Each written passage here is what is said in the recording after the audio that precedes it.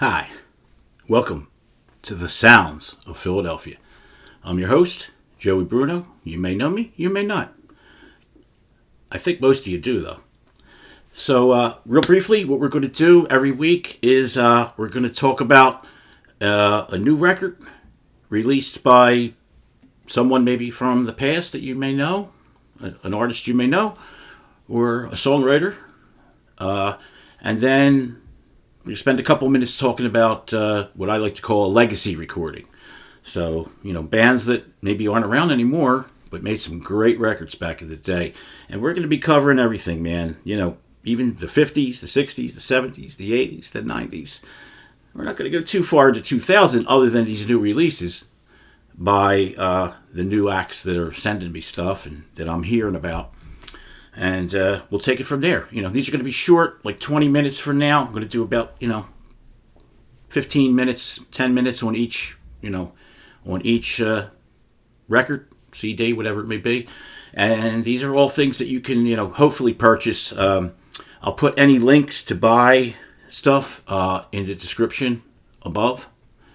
And you can buy them from there. So that's part of this. I'm trying to get people to get out there and promote, support, and, make a little money for these guys. So buy physical media, man. That's, you can find all this stuff on the internet, but it's nothing like owning something, and having it in your hands. Speaking of, let's get into it. So I'm going to pull this out for you. Let's get that glare out of there. Here we go.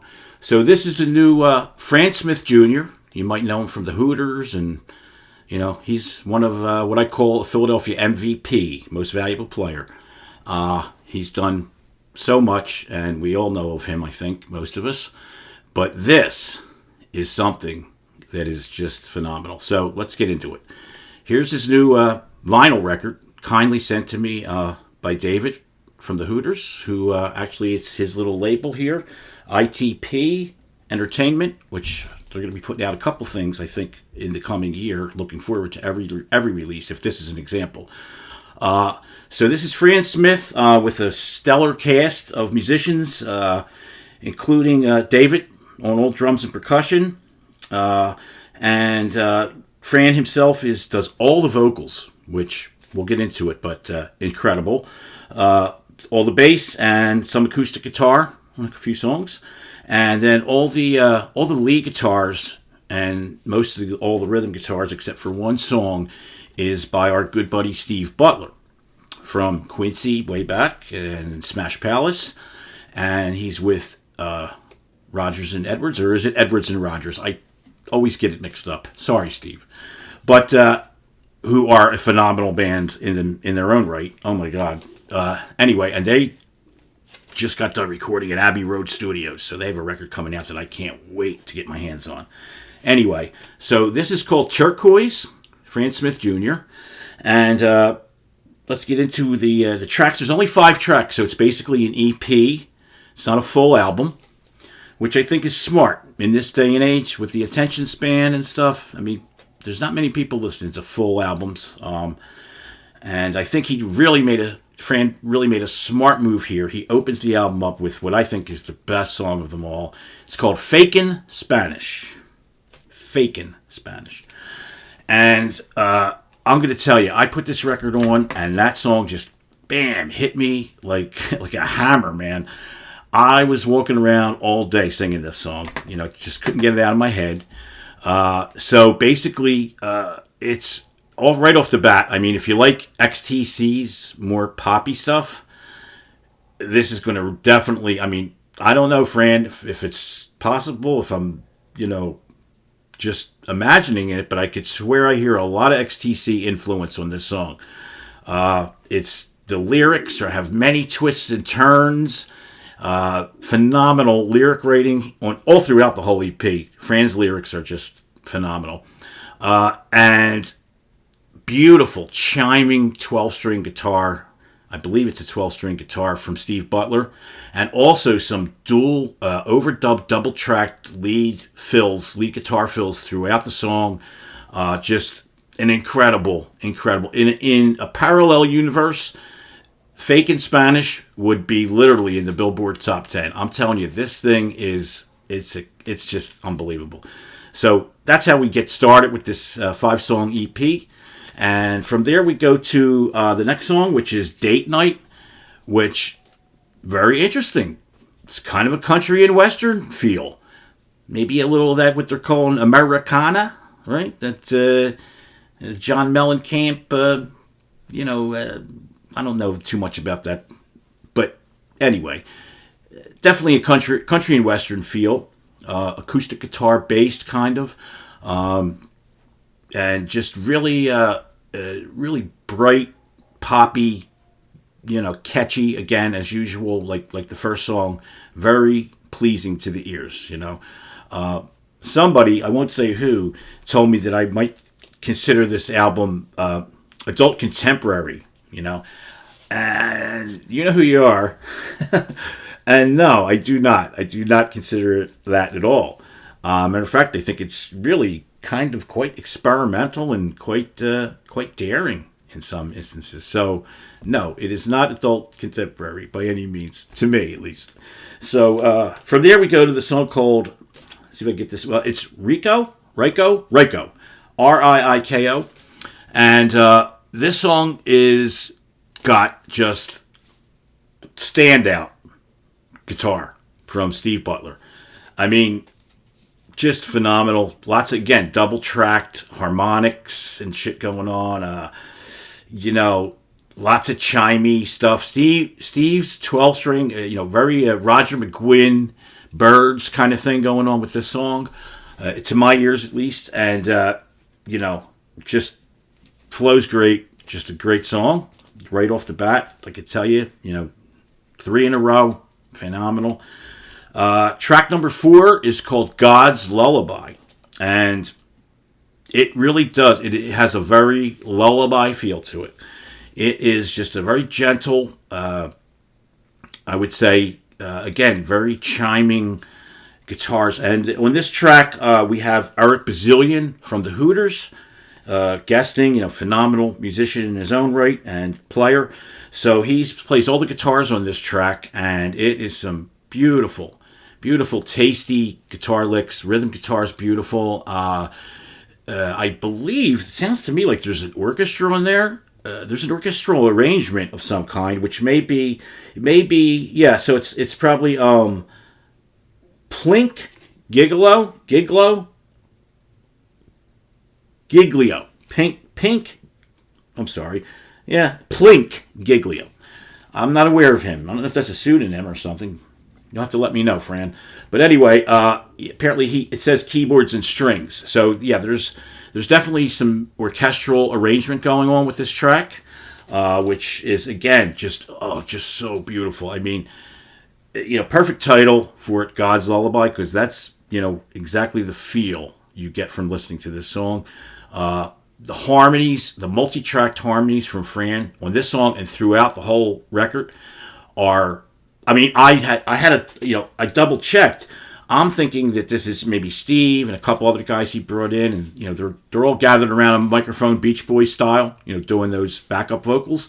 And come to find out, it's all Fran. He's multi-tracking himself, and doing that thing, which is just, again, the background vocals throughout the whole album are phenomenal. They are truly harmonized background vocals, not just, everybody singing that same note like you hear on many recordings these days. No, very good stuff. And then finally we end with a song called Blue Steel, which, again, a little bit of a country and western feel. And also I get like an early Elvis Costello vibe from this song. I don't know what made me think of that, but something in there definitely was giving me that kind of a feel. And beautiful keyboards on this song, interwoven kind of throughout, really giving it like some real nice colors and just a real nice feel. Background vocals, as I said, lush, just really on point. So, and that rounds out the EP. So it's 5 songs, like I said. So, I can't recommend this record enough. I really can't. I mean, pretty much, it's all it's all here. You know, you've got a few different genres covered throughout just through the 5 songs, but yet it's all Fran. I mean, it's all, you know, this guy. I actually didn't really know a lot about Fran's solo stuff. Somebody donated a box of CDs to me, and I found one of Fran's records from the early days called the band caught my eye, the 10-Cent Millionaires, which I thought was just a phenomenal name for a band. And I turned the CD over, and of course, Steve Butler's all over it again. And so I immediately pop it into the CD player and just, you know, I posted about it on Facebook. What a great record, man, that nobody probably, you know, unfortunately has heard. Or maybe at the time, you know, some of you heard it. But right now, maybe it's a lost gem. But I have it, so I'm happy about that. And I also have this. And I want to thank David from the Hooters, David Usakinen, who sent me this beautiful. I want to show you before we stop talking about it here. This here, so it's. I don't know if this is a special thing, if you can purchase these, or if Dave sent me this. But it's on, as you can see, turquoise vinyl, which is befitting since the album is called Turquoise. Look at the beautiful color. Look at that. So that's the what the record looks like, and I showed you the cover, which has you know, fantastic finish to it. It's like a kind of a semi-gloss, beautiful graphics there. I believe the cover art is by let's give him some credit because I really think it's pretty darn good. Graham Perry. Graham Perry did the album design, and photos are by Joe Russo, who sounds familiar to me, that name. I think I know you, Joe. Or maybe I'm thinking of another Joe Russo. Anyway, so that's Fran Smith Jr., Turquoise. Absolutely phenomenal. Buy it. I'll leave a link in the description above, and you can purchase it. I believe it's on vinyl and hopefully on CD for you guys too. I know a lot of people don't have turntables, but if you can get it, you know, get it. If you can't, if you want to hear it, it is on Spotify. Just put in Fran Smith Jr. in the search bar, and it comes right up, and you can check it out there. Other than that, great work, Fran. You are the man. I got to tell you, this is a winner. This is like in my top 10 of the year. Absolutely. All right, so let's put that aside. I want to thank David, who sent that to me again, and you know, Fran, who autographed it for me. See that there in the corner? Thanks, Fran. Always appreciate it. Now we're going to get into our legacy. We only have a few minutes left, about 7 minutes roughly. So let's get into this. So we have here the Stickmen. Great 1980s Philadelphia band. Sounds like no other. Never a band before or after ever sounded like the Stickmen. They have that to their credit. Absolutely. This is a compilation that came out in 2001. It combines their full-length album, I believe, and their EP. This is the Master Brew, or maybe I have it backwards. The album is This Is the Master Brew, and the single, I'm not sure, but let me get some light on it here. It's a little hard to see. But anyway, yeah, so the Stickmen, you know, we all know the legendary Stickmen, Pete Baker and Beth and Chuck and Bill and Jim Meneses, who's, if you're watching, Jim, hi, good friend and fellow drummer. The drum work on this, Jim, as I've told you many times, I don't even know how you do it. I can't even figure out where the one is to help me out. It's amazing. And then the rest of the band, you know, in sync with that is, wow, you know, just amazing. So you got a lot of songs on here. We have 22 songs, you know, and the longest song there is one that's 4 minutes and some, but other than that, you know, 2 that are 4 minutes and something. And other than that, these are all either under 2 minutes or just a little over 2 minutes. So even though there's 22 songs, you put this in your CD player and it goes by like that. You know, it's a whirlwind, man, from start to finish. It, like I say, collects all their legendary masterpieces in one solid disc here. And it also has video content that you can put into your disc drive. And there's live footage from the East Side Club and from City Gardens, I believe.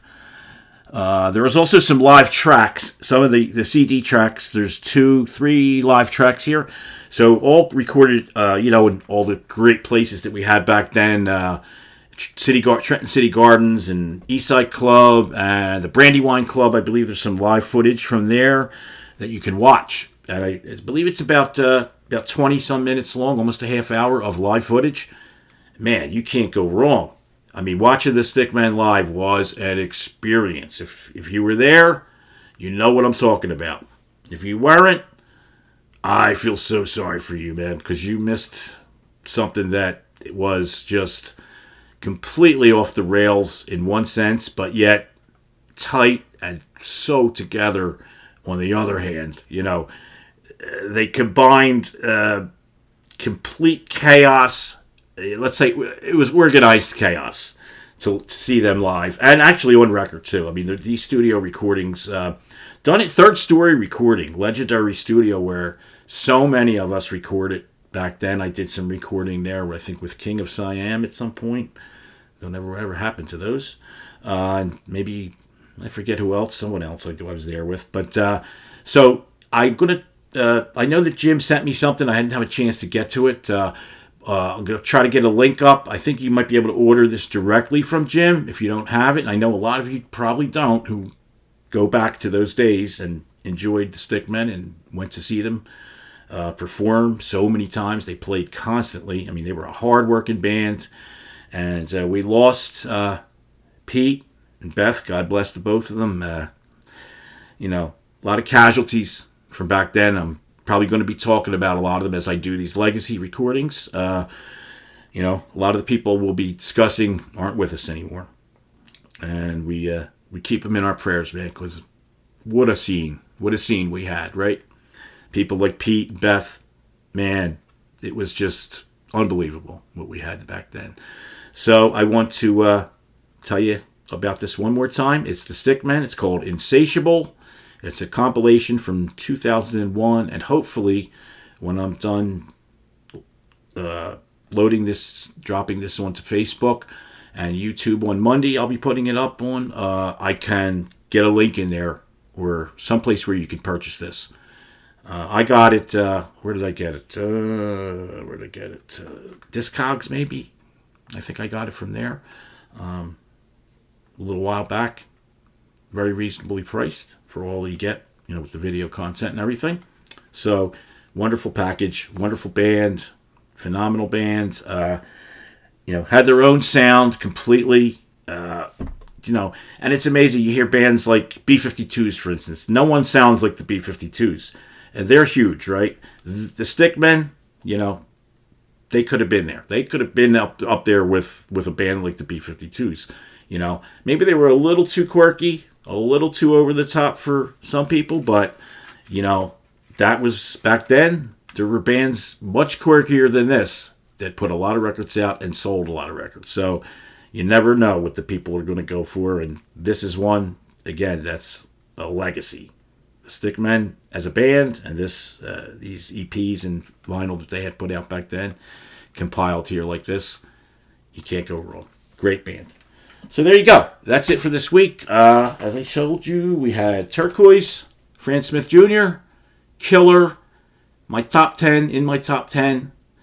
It's 5 songs. Fran, I'm waiting for the next one now. Put out the other 5 and we could put them together and we do the whole album routine. I'm one of those rare people who still listens to an album from start to finish in one sitting. I know that's a very strange thing these days, right? Nobody does that. So yeah, Fran Smith Jr., Turquoise, Stickmen, Insatiable. Support Philly music. Support new bands that are out there hitting the clubs. Support all the guys who are still out there. The Ken Queeters and the Jim and Nessus is doing some projects, and Steve Butler with Butlers and Roger Rudders and Butler. Off the top of my head, there's just so many great bands playing right now. Local bands from the Philly area. And don't forget your past. Don't forget these legacy acts we have from the 80s and the 90s. And I'm going to be doing 60s and 70s. the American Dream and Good God from the 60s and from the 70s. I'm going to be doing, Kenny Queter, my buddy, and Robert Hazard. And we're going to go into the 80s and dig deep into the bunny drums and executive slacks. And then we're going to bring it up to the current day. Next week, I'm going to do another MVP player, John Forensic, who's played with just about every band under the sun and has toured with Jefferson Starship and was Todd Rundgren's touring keyboard player from like 94, 95 up until like 2018. Made some incredible live DVDs he plays on, and really just an all-around incredible player. He sent me his new double disc CD that I'm going to review next week. That's going to be our new pick. And our legacy pick is going to be, it's escaping my mind. I can't remember. How about that? I put it in my logbook somewhere, and I don't have it in front of me. I'm looking at my discs and seeing if I could remember just looking at them. No, well, we'll leave it at that. It's Forensic for the new, and for the legacy older recording. Try to tip my tongue. Sorry, guys. You take care.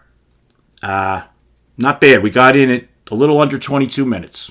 I hope you got 22 minutes to spare and you enjoyed it. Take care. See you next week, man.